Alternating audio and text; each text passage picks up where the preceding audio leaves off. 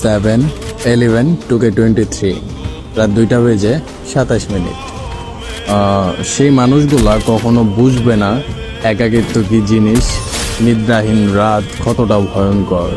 আসলে আমরা মানুষ, কেউ আল্লাহ তাআলার কাছে দিনরাত কান্নাকাটি করেও একটা জিনিস পায় না, আবার কেউ পেয়ে তা মূল্য দিতে জানে না। কিছু মানুষ একটা নির্দিষ্ট সময় পরে বুঝতে পারবে আসলে এরা কাকে খুঁজতে গিয়ে কাকে হারাই ফেলছে। আফসোস করো না মানুষ, কিন্তু আমার কেন এত আফসোস লাগতেছে? শালার আমি কার জন্য এতগুলা দিন কি করলাম?